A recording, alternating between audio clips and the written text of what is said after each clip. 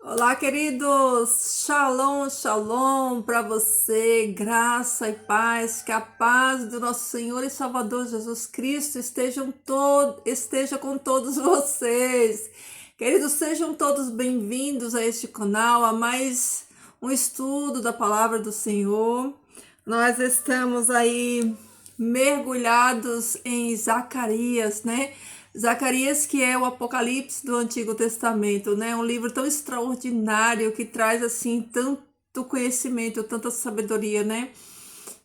Tanta informação sobre a graça de Deus, sobre a misericórdia de Deus, sobre como Deus ama o seu povo, como Ele está junto no recomeço, como o Senhor Deus é aquele que faz a ferida, mas é aquele que cuida, que cura, que é aquele que corrige, né?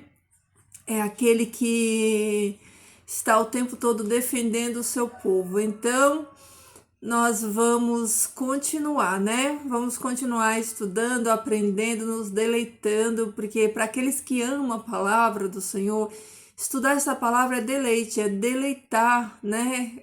No Senhor, quando nós nos debruçamos para entendermos, gastamos o nosso tempo para examinar as escrituras, tirarmos nutriente dela, nos fortalecermos com ela, né?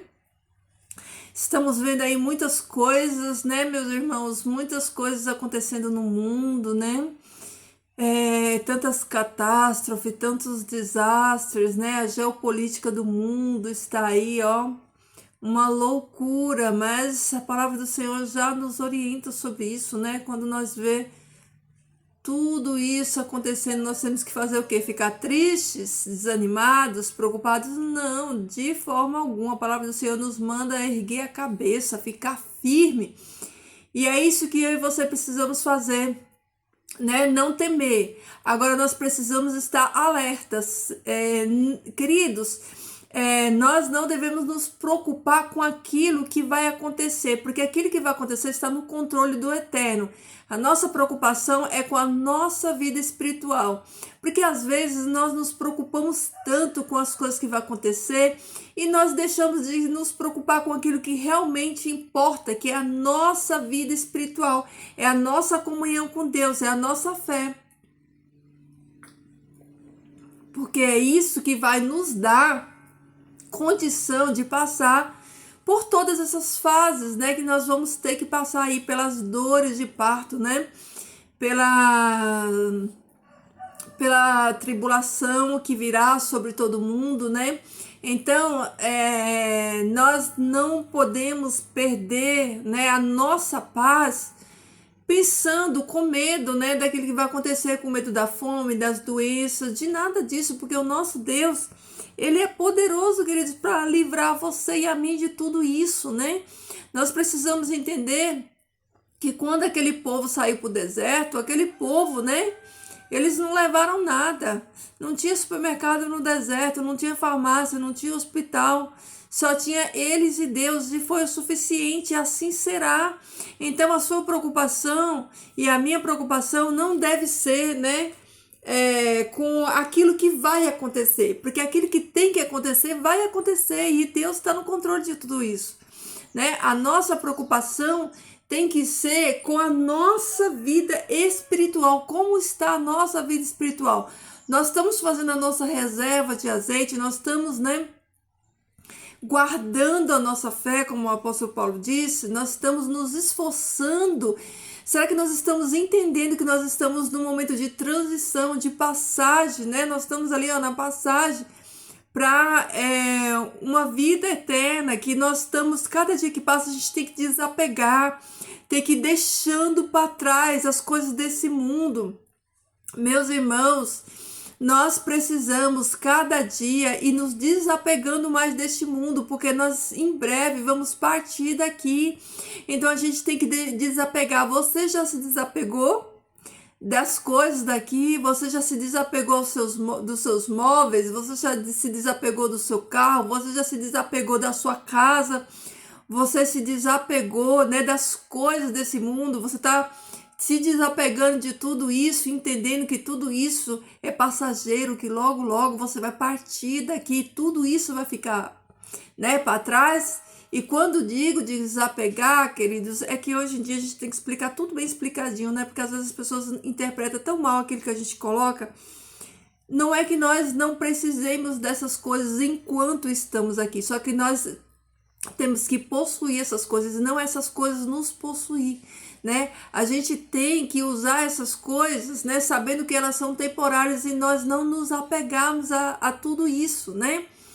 Porque tudo isso é passageiro, nós não trouxemos nada e não levaremos nada, então nós precisamos, cada dia que passa, né? Gastarmos energia, tempo e recurso em quem? Na nossa busca pela vida eterna, na busca da palavra de Deus, né? Então, não vamos gastar o nosso suor, os nossos recursos que Deus coloca na vida da gente para a gente viver com dignidade, em prol de adquirir coisas que vai ficar aqui, queridos, que nós não vamos levar. Então, viva com menos conforto, viva com menos coisas, queridos. Se nós voltarmos, olha que coisa impressionante que eu vou falar para vocês, né? Se você aí tem mais ou menos a minha idade, você vai entender, né? Se tiver idade maior que a minha, vai entender ainda melhor ainda o que eu vou dizer aqui para você. Há 40 anos atrás, a nossa sociedade, ela vivia, né? Na sua maior parte, sem água encanada, sem luz elétrica, né? Sem supermercado e muitas outras coisas que a gente tem hoje. E olha a evolução que foi.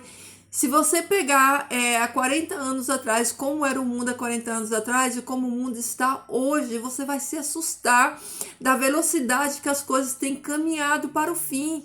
Então, não vale a pena nós gastarmos a nossa energia, o nosso tempo naquilo que não é pão, né? Naquilo que não vai nos trazer benefício espiritual, né, para a vida eterna. Então pense nisso, queridos, pense nisso, porque daqui para frente o negócio é só ladeira abaixo, né? Desastres, catástrofes, né? O fogo e a água vão vir com tudo aí, né? Preparem-se e esperem, tá bom? Então vamos sem mais delongas, já pegou a sua Bíblia? Vamos para o nosso capítulo de hoje do livro do profeta Zacarias, né? Nós já aprendemos aqui qual foi o contexto, né, que o livro de Zacarias foi escrito, né? Então nós vamos dar continuidade, aqui é a quinta da oitava visão que Zacarias teve. Ele teve 8 visões em uma noite, e esses capítulos, né, eles vão nos trazendo aqui essas visões. E hoje, né, nós vamos ver a quinta visão de Zacarias, o que ele viu nessa visão, né? Que é a continuação do 3. Então, diz o seguinte, ó, capítulo 4 de Zacarias. E o anjo que falava comigo veio novamente, ó. Ele já tinha vindo antes, porque antes, né, ele já tinha explicado sobre a outra visão, a quarta visão. E agora ele fala, né, o anjo que falava comigo veio novamente. Então veio novamente para explicar essa visão. E despertou-me como a um homem que é despertado do seu sono. Então vejam, queridos, que aqui o profeta diz que ele foi despertado como, ó, ele foi despertado como a um homem que é despertado do sono. Não quer dizer que ele estava dormindo, mas ele usa aqui, ó, essa figura de linguagem para mostrar, né, a condição. Olha aí, ó, para exemplificar, né, a condição espiritual que ele estava, ó. Veio novamente, despertou-me, ó. Despertou-me, chacoalhou, acordou-me, como a um homem que é despertado do sono. Na Bíblia, o sono, né, ele traz dois simbolismos, significado, né? A Bíblia usa o sono para referir à morte, né, como um sono, mas também ela usa o sono para exemplificar aqueles que não estão despertos espiritualmente, aqueles que estão espiritualmente dormindo, né? dormindo. E aqui é a condição espiritual, né? Que ele estava como se tivesse dormindo e ele é despertado, né? Ele é desperto aqui, ó, despertado do seu sono. E disse-me, o que vês? E eu disse, eu olhei e eis que vejo um castiçal todo de ouro, com um vaso no seu topo e com 7 lâmpadas sobre ele, e 7 canudos para as 7 lâmpadas que estão no seu topo. Então, queridos, veja que aqui há um diálogo entre o profeta e o anjo. O anjo pergunta para ele aquilo que ele está vendo e ele vai relatando para o anjo a visão que ele tem. Olha só. Aí ele fala o que ele vê, né? Ele fala que ele vê um castiçal, né? Um castiçal todo de ouro, com um vaso no seu topo e com 7 lâmpadas, né, sobre ele, e 7 canudos, né, as 7 lâmpadas que estão no seu topo. Então vamos entender, vejamos que o próprio Jesus, né, é que cada elemento dentro da palavra de Deus, ela tem diversos significados, e este daqui é um deles, né? No santuário nós tínhamos ali a menorá, que era justamente, né, essas 7 lâmpadas, né, que recebia ali o azeite, simbolizando o quê? Jesus como a luz, né, a luz do mundo. E lá no Apocalipse, né, Jesus é aquele que anda no meio dos 7 castiçais. E os 7 castiçais, lá no Apocalipse, eles representam as 7 igrejas. Então, olha como, né, uma palavra, ela tem variações, né, de significados, de entendimentos. Então, o castiçal, ele representa no santuário Jesus, a luz do mundo, mas também ele representa a igreja, porque Jesus, ele é a luz do mundo, né? Ele diz, eu sou a luz do mundo, quem anda em mim não anda em trevas. E ao mesmo tempo, Jesus, ele fala, vós sois a luz do mundo. Então, olha como uma coisa está linkada com a outra, né? Assim como Cristo é a luz do mundo, né? Ele nos chama também de luz, por quê? Porque nós estamos nele, nós estamos conectados nele, né? Então, Jesus é a fonte e nós que estamos conectados, ligados à fonte que é Jesus, também somos luz. Por isso ele diz, vós sois a luz do mundo. Vejam, queridos, que, por exemplo, tem um poste, né? Na rua, daquele poste, né, é puxado vários fios para várias casas. Então, todas as casas têm luz porque está conectado naquele poste, que é onde traz luz para todas as casas. Então, assim é Jesus. Jesus é a luz e nós estamos ligados nele também, né? Vamos ser luz assim como ele é. Então, por isso aqui ele olha, o profeta olha e ele vê um castiçal todo de ouro, né, com vaso no seu topo e com 7 lâmpadas, né? Olha aí, Jesus e a igreja, né, sobre ele, e 7 canudos para as 7 lâmpadas que estão no seu topo, e 2 oliveiras junto a ele, uma do lado direito do vaso e a outra do lado esquerdo. Então respondi, dizendo ao anjo que falava comigo, o que é isto, meu senhor? Então ele não entendeu. Ele tem a visão, o anjo pergunta da visão, ele conta para o anjo a sua visão, e depois que ele conta, ele pergunta para o anjo, ó, ele pergunta, o que é isso, meu senhor? Então o anjo que falava comigo respondeu e disse-me, não sabes o que é isto? E eu disse, não, meu senhor. Então o anjo pergunta assim, você não sabe?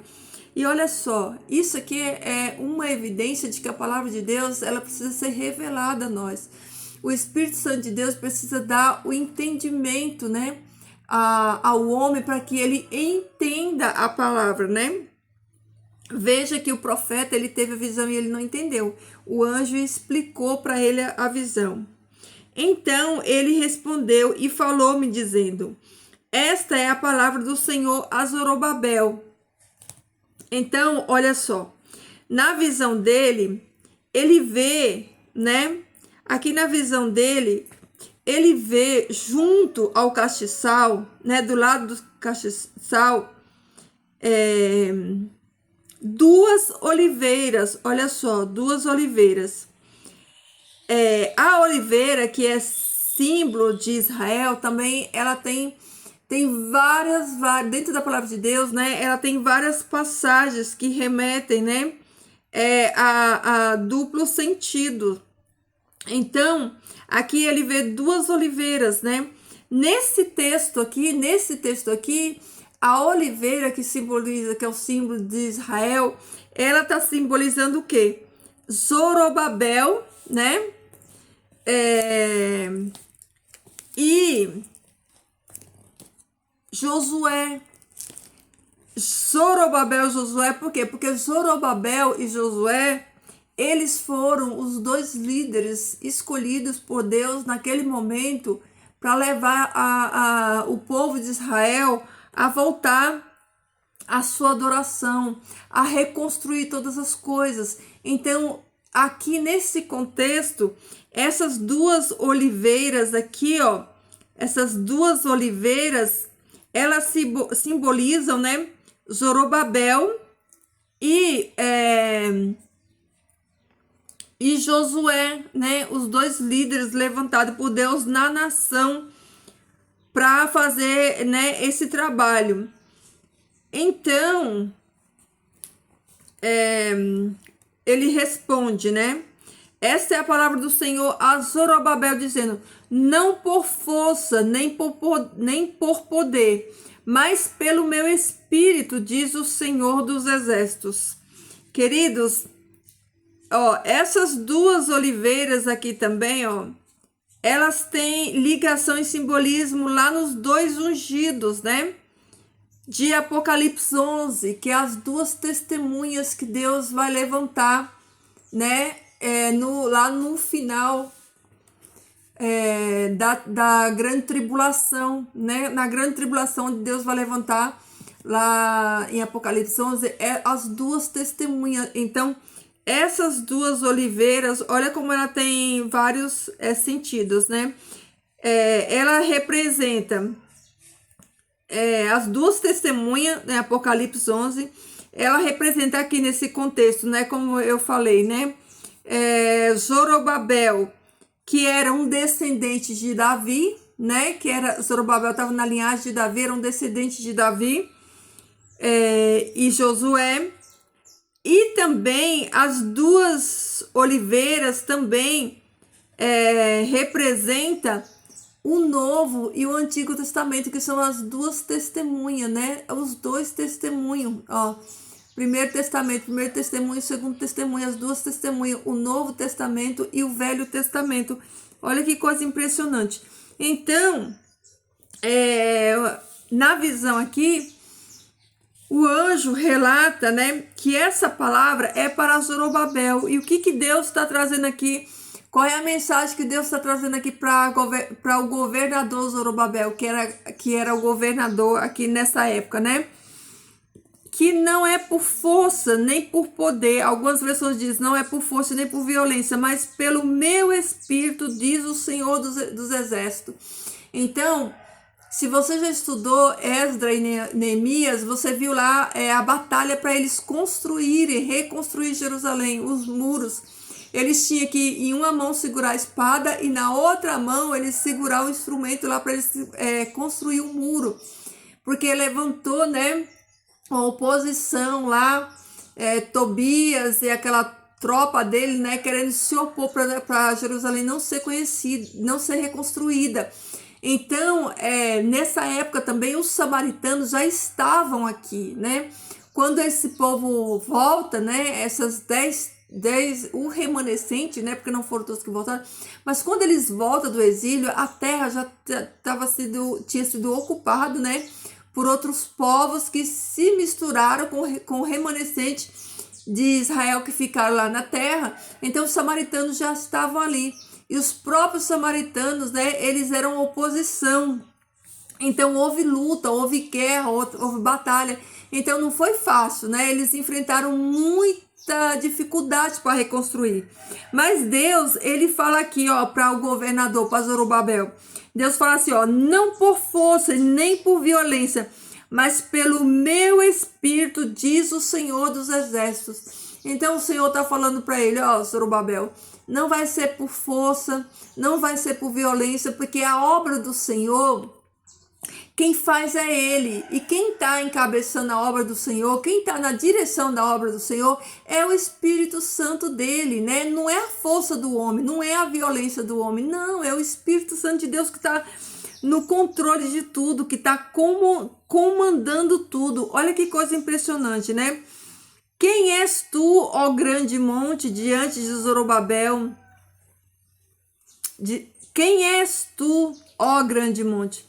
Diante de Zorobabel te tornará uma planície, e ele trará a pedra angular com brados e clamores, graça, graça a ela. Então, olha só que coisa impressionante, olha só, queridos, olha como é extraordinária a palavra de Deus, né?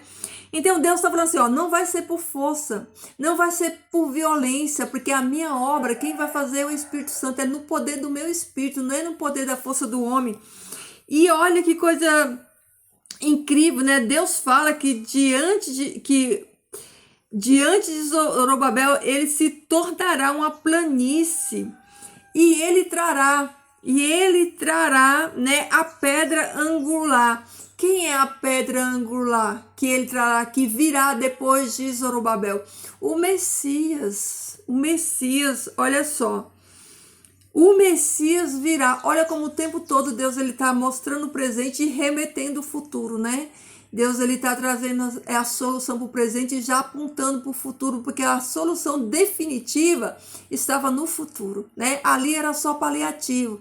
Deus estava cuidando, Deus estava direcionando, Deus estava, né, posicionando todos eles, mas Deus o tempo todo estava deixando claro que aquele que viria fazer a obra por completo, né, que viria definitivo de uma vez por só acabar com tudo isso, né, estava no futuro, que logo ele viria. Aí ele diz aqui, ó, ele trará, ele quem? O Messias, ele trará, né, a pedra angular com brados e clamores, graça a ela, né? Graça ao Messias. Ademais, a palavra do Senhor veio a mim dizendo: as mãos de Zorobabel estabeleceram a fundação desta casa. As suas mãos também a finalizarão, para que saibais que o Senhor dos Exércitos enviou-me a vós. Pois quem despreza o dia das coisas pequenas, pois eles se alegrarão e verão o prumo na mão de Zorobabel, com aqueles 7. Eles são os olhos do Senhor, que percorrem a terra de um canto para outro. Queridos, olha só que impressionante, né? Olha como a palavra de Deus, ela sempre vai trazer, né, o Messias como solucionador de tudo isso que está acontecendo no mundo, né? Olha só que coisa impressionante. Olha aqui, ó. Deus, ele confirma a construção do templo, né? O segundo templo aqui, o de Zorobabel, Deus confirma, Deus dá a palavra dele, o templo vai ser construído, Zorobabel vai construir, ele vai levantar as bases do templo e vai finalizar. Vocês lembram que eu falei no último vídeo que o povo demorou 2 décadas, 20 anos para reconstruir, né? Depois que eles voltaram do exílio, eles demoraram 20 anos para reconstruir o templo, né? E aí, tem uma frase aqui que é impressionante, né? Pois quem despreza o dia das coisas pequenas, né? Quantas pessoas desprezam o pequeno, né? Lembrando que tudo, queridos, nada começa grande, tudo começa pequeno, né? E Deus vem chamando a atenção aqui do povo, né? Do povo que despreza o dia das coisas pequenas. Você lembra quando eu contei, eu já tenho um vídeo aqui falando da parábola, né? Do reino de Deus, que é comparado, né? Um grãozinho de mostarda. começou pequenininho, né? Começou pequenininho lá em Jerusalém e se expandiu para o mundo inteiro. Então Deus ele está trazendo essa reflexão, essa repreensão aqui, ó. Pois quem despreza o dia das pequenas coisas, né? Dos começos pequenos, né? Nada surge, né? Grandioso. Não, tudo começa pequenininho, tudo começa com dificuldade. E se nós não desistirmos, a gente vai, né? Crescendo e evoluindo até nos tornarmos, né, a estatura de varão perfeito, como o apóstolo Paulo diz. Pois eles se alegrarão e verão o prumo na mão de Zorobabel.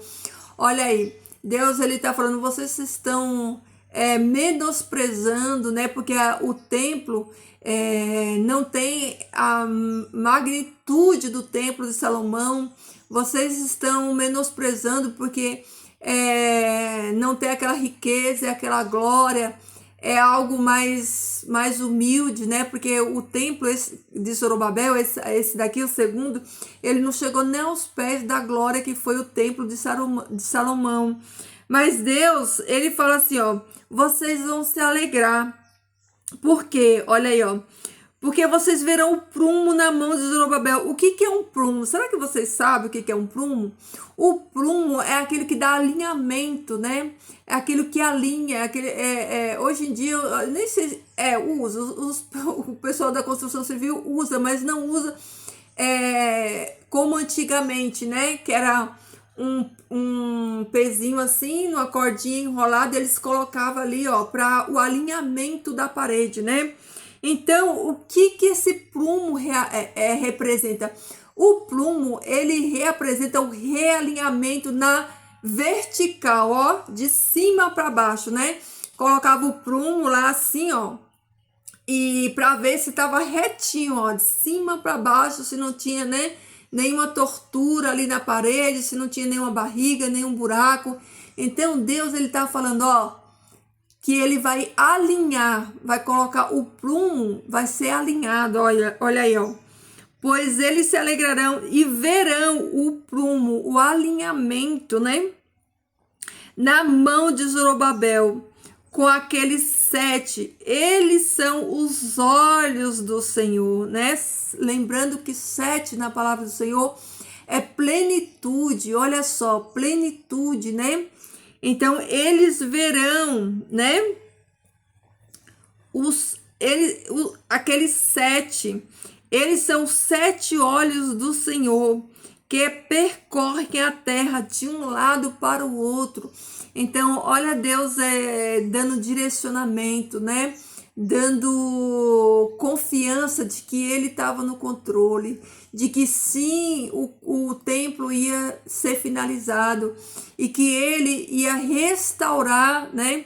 Restaurar ali a espiritualidade de Israel, né?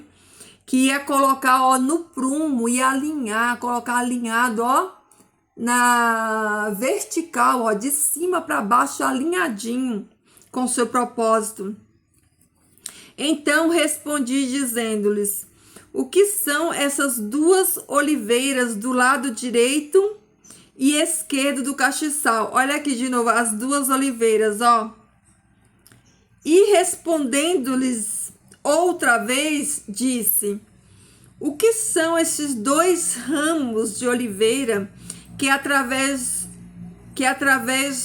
de 2 canos dourados escorrem de si o óleo dourado?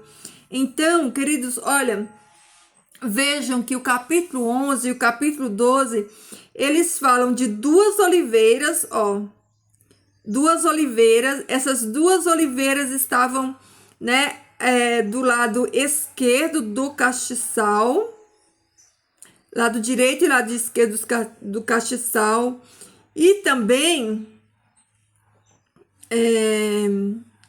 aqui no versículo 12 fala que são 2 ramos de oliveira, né? Então, olha que coisa impressionante, né?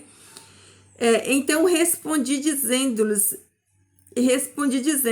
aqui o profeta, né, falando com o anjo, né, perguntando para ele, o que são essas 2 oliveiras, né? Então, duas oliveiras do lado direito e do lado esquerdo do castiçal, né? Então, nós já vimos que esse castiçal representando Jesus, a luz do mundo, e essas duas oliveiras, uma de cada lado dele, né? Do lado direito e do lado esquerdo. E respondendo-lhes outra vez, disse: o que são esses dois ramos de oliveira? Veja que aqui são oliveiras e aqui embaixo são os ramos, só os ramos, né? Os ramos da oliveira, que através de dois canudos, né, dourado, escorrem de si o óleo dourado. E ele me respondeu e disse: não sabes o que é isso? E eu disse: não, meu senhor. Então ele disse: estes são os dois ungidos que estão diante do Senhor de toda a terra. Então, olha só, tanto os dois raminhos, né, de oliveira, quanto as duas oliveiras, né, elas simbolizam a mesma coisa. Na verdade, olha só, é a tríplice, né, tríplice símbolo que está aqui. Olha só, eles representam, né, como eu falei, as duas testemunhas, né, que está lá em Apocalipse 11, representa também, né, as duas, nós também, né, podemos ser considerados como testemunha, né, todo aquele que aceita Jesus como Senhor Salvador, ele é testemunha, né, de Cristo Jesus por meio da palavra. Então, temos as duas testemunhas lá de Apocalipse 11. Temos aqui como testemunhas Zorobabel e Josué, né? E temos também, né, o Novo e o Velho, né? As duas testemunhas, né? O Novo Testamento e o Antigo Testamento são as duas testemunhas que a palavra testifica, né? De Jesus, do Messias, da testemunho, né? Dele. E a oliveira, né? Deixa eu voltar aqui. Israel como um símbolo de oliveira, né? Alguns dizem, né, que esses raminhos, esses dois ramos, né? Esses dois ramos de oliveira, né? Representa os judeus e os gentios, né? São dois ramos, né? E dois testemunhos, porque tanto Israel como os gentios, eles testemunham de Jesus, porque eles receberam a graça por meio do Messias, aceitaram Jesus como seu Salvador. Então, tanto os gentios, né, que somos nós hoje, igreja é o ajuntamento de todos os santos, todos aqueles que creem. Ele pode ser judeu, gentio, qualquer um, é a somatória de todo crente, aquele que crê em Jesus, ele é a igreja. Então, esses dois ramos pode ser tanto os gentios, né, todos aqueles que crêem no Messias fora da nação de Israel, e Israel, né, e o Antigo Testamento e o Novo Testamento. Lembrando que lá no Apocalipse, né, Israel, que é a mulher lá vestida de sol, que simboliza a mulher vestida de sol, o dragão vai lutar contra a mulher, né, que no caso é a nação de Israel, e ela volta para pelejar contra os descendentes da mulher, os descendentes de Israel, aqueles que guardam os mandamentos de Deus e têm a fé em Jesus, que também é simbolizado pelo Velho Testamento, né? Os que guardam os 10 mandamentos simbolizando o Antigo Testamento, e o testemunho de Jesus simbolizando o Novo Testamento, né? Então, olha como há paralelos, né, na palavra do Senhor, dentre tudo isso. Então, aqui ele finaliza, né, trazendo o simbolismo, né, desses dois ungidos, simbolizando essas duas oliveiras, que são os dois ungidos que estão diante do Senhor de toda a terra. Então, olha só que impressionante, né?